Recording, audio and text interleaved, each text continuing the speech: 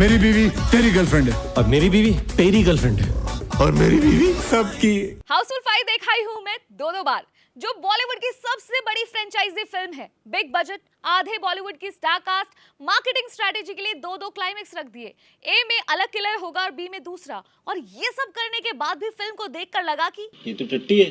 और मेकर्स दो एंडिंग्स रखकर अगर ये सोच रहे थे कि लोग पहले एक देखेंगे और फिर क्यूरियोसिटी के चलते हुए दूसरी देखने जाएंगे, पैसा ही पैसा होगा। तो आई एम सॉरी टू से, एक ही बर्दाश्त करना इतना मुश्किल था, दूसरी बार इस क्रिंज फेस्ट पर कोई पैसा नहीं लगाएगा। भाई साहब, यूए सर्टिफिकेट मिला है इस फिल्म को, जिसके अंदर सेक्स सुक्स की बातें, डबल मीनिंग और वल्गर जोक्स, क्रिंज डायलॉग्स और हीरोइंस को सिर्फ ग्लैमर दिखाने के लिए रखा गया है। जस्ट प्योर विमेन ऑब्जेक्टिफिकेशन, हर एक एंगल से वही। और शायद सौंदर्य शर्मा को तो फिल्म में सिर्फ लिया ही इसलिए गया है। ऐसे ऐसे घटिया जोक्स रखे गए हैं कि लोंडो को भी ना शर्म आ जाए। और फिर भी सिर्फ लेटेंट जैसे शो ही बदनाम है, और ये तो यूए सर्टिफिकेट लेकर बैठे हैं। एक बढ़िया ट्रेलर देखकर लोगों की स्काई हाई एक्सपेक्टेशंस करने वाले ये लोग, जिन्होंने फिल्म में कॉमेडी के नाम पर स्कैम किया है, इन्हें ना जनता माफ नहीं करेगी। और मत लिया करो यार ये संजय दत्त और जैकी दादा को फिल्म में अपने फायदे के लिए, जब इनसे ढंग का काम नहीं करवा सकते हो, क्योंकि इनके पिछले आधे कामों की वजह से कमाई हुई इज्जत भी ना लोगों के दिलों से कम हो जाती है। और जो लोग ट्रेलर देखकर सोच रहे थे कि now Akshay Kumar is back अपने उस पुराने वाले फ्लेवर में, उनका ये बबल भी फोड़ देती हूँ मैं, क्योंकि आई एम सॉरी टू से, पर अक्षय कुमार की ये ना सबसे वीकेस्ट कॉमेडी है। Also a big disclaimer, no Malaika was harmed in making this film. नहीं, फिल्म में मलाइका नहीं है, पर इस जोक का कॉन्टेक्स्ट सिर्फ उन्हीं को समझ आएगा जिन्होंने फिल्म देख ली है। और कहने में फिल्म में आधा बॉलीवुड है, पर आप कंफ्यूज हो जाओगे कि सबसे ज्यादा खराब एक्टिंग कौन कर रहा है। भाई साहब, अब कन्विंस हो गए या मैं और बोलूं? इतने से भी अगर कन्विंस नहीं हो पाए हो तो आगे विस्तार में बता देती हूँ कि ये फिल्म आपको क्यों नहीं देखनी चाहिए, या फिर अगर टिकट खरीद ली है तो क्या क्या चीजें आपको खुश कर सकती हैं, और ये भी कि कौन सी ज्यादा बेहतर है, ए या बी। लेकिन आपने कौन सी टिकट बुक की है, ए या बी? कमेंट करके बताएं।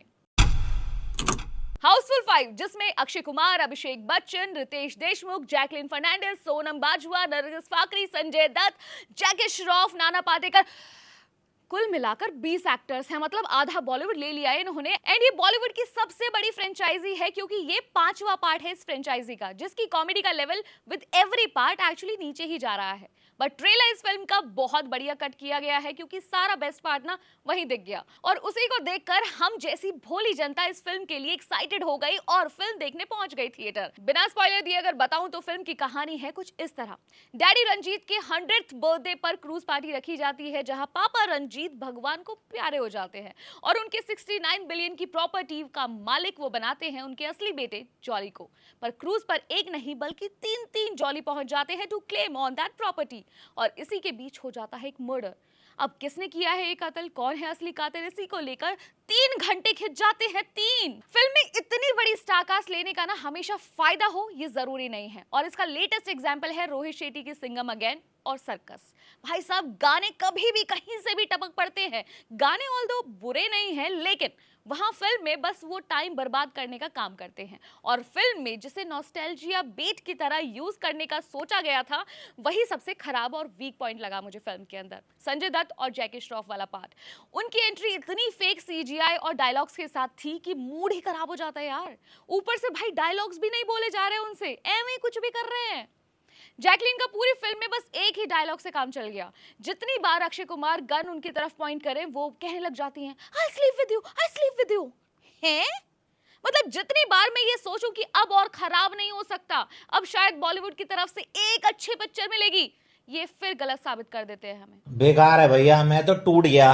एंड हेरा फेरी 3 अब बने या ना बने, इस बात की खुशी है कि वो फराज सामजी के हाथों से निकल गई है, क्योंकि जैसे जैसे वाहियात डायलॉग्स इसमें दिए हैं ना उन्होंने, उसके बाद आंखों से आंसू और कानों से खून ही निकलेगा। ये क्रिंज फेस्ट देखने के बाद मुझे समझ नहीं आ रहा है कि अक्षय कुमार वो कॉमेडी करना भूल गए हैं, या फिर अब एफर्ट मारने का उनका मन नहीं करता है, क्योंकि जिस स्पीड से वो ये फिल्में लेकर आ रहे हैं, it might be good for his bank balance but not for the audience.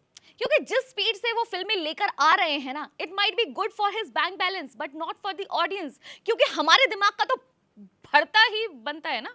और प्लीज इसे किलर कॉमेडी नहीं, कॉमेडी किल करना कहते हैं, जो इस फिल्म में किया गया है। मेरी तरफ से इस फिल्म को 5 में से सिर्फ 1.5 स्टार, और वो भी सिर्फ अच्छे सेट के लिए। एंड ऑनेस्टली ए हो या बी, सिर्फ किलर की शक्ल बदलने के सिवा दोनों फिल्में में और कोई डिफरेंस नहीं है और ना ही कोई लॉजिक है।